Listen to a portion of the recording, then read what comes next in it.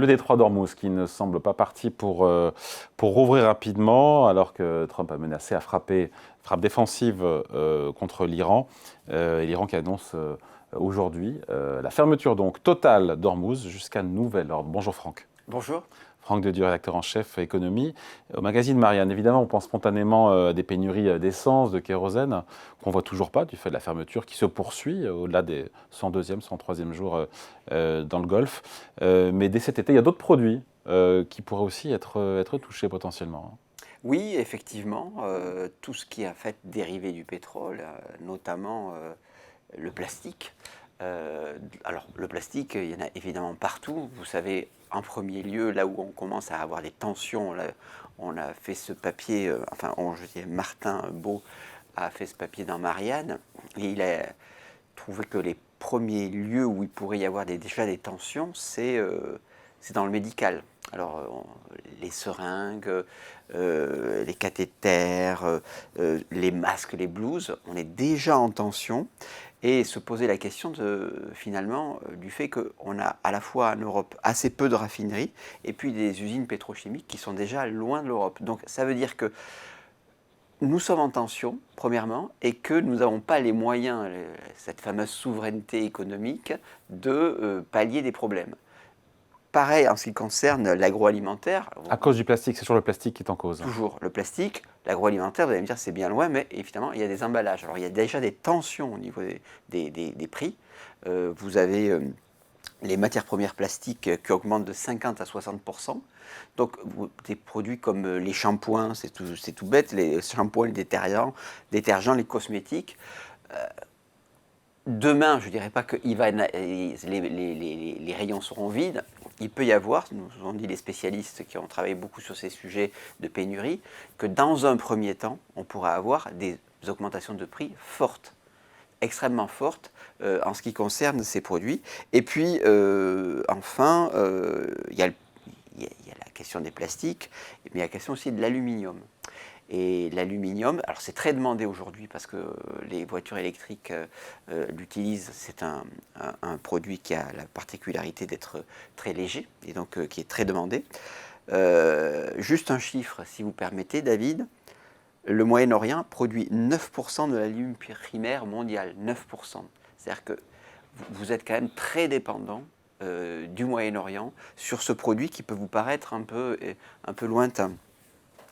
Et ce que nous disent les spécialistes, c'est que même si le problème se résout, s'il y a ce fameux deal entre l'Iran et les États-Unis... On ne voit pas, point pour l'instant. Pour l'instant, enfin, il a annoncé 36 fois en 2 mois par le président Trump. Admettons.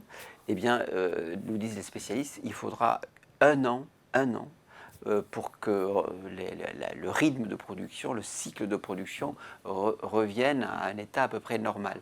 Quels sont les produits à base d'aluminium en dehors des voitures électriques? Parce que pour le coup, qu'est-ce qu'on consomme? Je ne sais pas, des canettes par exemple? Oui, les canettes, les câbles aussi. Les câbles, beaucoup d'utilisation de l'aluminium. Donc tout ça, ce sont des produits qui ne paraissent pas directement dans notre consommation, mais qui sont des produits intermédiaires, dont dans un premier temps, avant d'arriver à la pénurie, il peut y avoir une augmentation des prix forte. Et donc effectivement, si les salaires ne suivent pas, des baisses de pouvoir d'achat et donc des effets conjoncturels. D'ailleurs, il y a une expression qui revient beaucoup à la mode depuis quelque temps et qui était dans les années 70. Rappelez-vous la stagflation.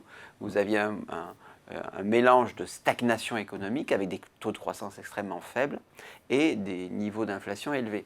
Donc effectivement, on pourrait imaginer que si les prix continuent à augmenter et qu'on ne relâche pas au niveau des salaires, que nous sommes toujours dans une logique finalement de restriction budgétaire, de non-relance de l'économie, ce qui peut à la fois, on peut le reprocher ou l'expliquer. Alors, il ne s'agit pas de rentrer dans ces notions de politique économique, mais vous pouvez avoir quelque chose qui ressemble à la stagflation et qui serait, pardon de le dire, d'être peut-être un oiseau de mauvais augure, mais peut-être un avant-goût d'une vraie pénurie si les matières plastiques et les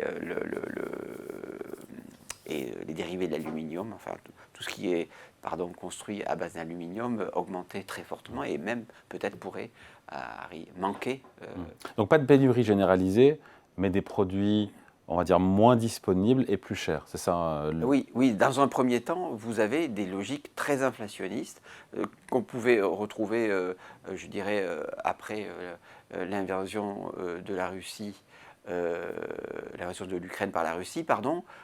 Cette logique-là, c'est finalement le même processus avec une raréfaction du produit, avec des tensions sur les chaînes de production et forcément des prix qui augmentent. Quand vous voyez le prix des emballages en plastique, vous vous dites qu'effectivement, le grand distributeur, d'abord l'agroalimentaire et puis la grande distribution vont finir par répercuter ce prix c'est inévitable. On en parle moins, mais il y a quand même la question aussi du carburant et du kérosène. Qu'est-ce que Oui. les experts ils vous disent sur ces possibles pénuries au-delà des prix qu'on voit déjà, puisque le pétrole est cher?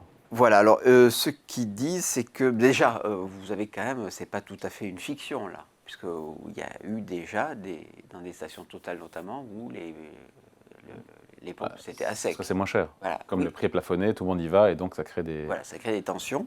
Le patron de l'Agence internationale de l'énergie parle de zone rouge. Donc on est quand même là encore, on n'est pas dans une logique de pénurie, mais comme je vous le disais, à partir du moment où vous n'avez plus de raffinerie en Europe et en particulier en France, eh vous vous retrouvez beaucoup plus dépendant des autres et donc beaucoup moins maître de votre cycle de production et de distribution surtout. Et donc il y a un risque de pénurie qui n'est pas un risque de pénurie de la production, mais plutôt des transports, c'est ce que disent les économistes. En ce qui concerne le kérosène, déjà, le kérosène, vous avez un doublement des prix qui a eu lieu en peu de temps. Ouais. Est-ce que ça pourrait aboutir à des annulations de vols et en particulier peut-être mettre à terre des compagnies low cost qui ont des marges très très très faibles, qui tiennent vraiment les prix. Ce que nous disent les experts, c'est que pour l'instant, je ne saurais pas vous en dire plus, David, mais pour l'instant, ils ont des systèmes de couverture sur les marchés qui fonctionnent. Mais des systèmes de couverture, d'abord, ça a un prix. Et ça ne dure pas. Et ça dure pas 1 an ou 2. Ouais. Donc là, pour l'instant, il n'y a pas d'incident majeur, d'accident majeur sur le front économique, en ce qui concerne les compagnies. Mais effectivement, si ça dure, il y aura un problème économique qui va se poser réellement. Dernière question, on est dans le sujet, même si c'est un peu dérivé, mais si on va vers une croissance quasiment zéro en France, avec une inflation qui pourrait tendre vers 3 ou 4%, on tend vers une possible stagflation. Quelle réponse en termes de politique économique quand on a entre 5 et 6% de déficit public? Je pense à la France. C'est quasiment une équation insoluble. C'est-à-dire qu'en fait, c'est une équation qui pourrait ne pas être résolue à l'échelle française, mais à l'échelle européenne. C'est-à-dire qu'un peu à la manière du Covid. C'est-à-dire que si tous les pays européens, parce que ça ne sera pas simplement la France n'est pas plus exposée que les autres, ce n'est pas non plus un îlot de prospérité. Si tous les pays sont contraints de dire, voilà, nous allons faire une politique restrictive de baisse drastique des dépenses publiques pour baisser notre déficit. Non, c'est pas ce qui est dit, parce que la Commission donne quelques flexibilités pour le coup. Pas beaucoup. Pas beaucoup.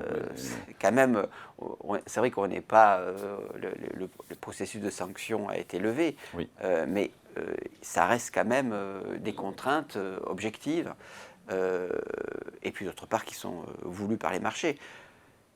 C'est au niveau de l'Europe de dire, écoutez, chacun des pays, si nous réalisons la baisse des déficits publics comme c'est de bonne gestion, comme c'est attendu, eh bien nous risquons à court terme d'aller plus avant dans la crise économique. On peut débattre au moins jusqu'à 4 heures de l'après-midi, à David, de savoir si à long terme, vous faites une politique de l'offre, vous faites une réduction des déficits, vous entamez une logique d'investissement et donc ça crée de la croissance, de l'emploi, tout ce que vous voulez. Ça, les économistes se crêpent le chignon depuis des décennies là-dessus. En revanche, là où ils sont d'accord, c'est que si vous faites une politique restrictive et austéritaire, eh bien, dès le début, vous avez un phénomène de récession. C'est un phénomène récessif. C'est évident. Surtout quand tous les pays d'Europe le font en même temps. Et donc, effectivement, si vous voyez que tous les pays d'Europe sont soumis à la fois à l'inflation et à la restriction, sauf à imaginer que qu'il y ait des révoltes populaires et qu'après tout, ça n'a pas beaucoup d'importance. L'important est de tenir à tout prix les lois budgétaires et comptables, les grands équilibres. Non, il va y avoir forcément la question va se poser. Forcément la question va se poser via l'inflation. Non, mais via l'inflation. Mais en revanche, je crois que le gouvernement ne peut pas dire moi, je vais faire autrement par rapport aux autres. Non, effectivement, il faut qu'il y ait un consensus. Ce qui s'est passé d'ailleurs à peu près à l'époque du Covid. Je ne dis pas qu'on va passer des quoi qu'il en coûte, etc. Mais il est clair que si s'ajoute, en plus en période électorale, un mélange d'éléments récessifs sur le plan conjoncturel et d'augmentation des prix, ça ne peut pas durer. Allez, merci beaucoup. Explication signée Franck Dedieu, rédacteur en chef économie chez Marianne. Merci Franck. Merci David.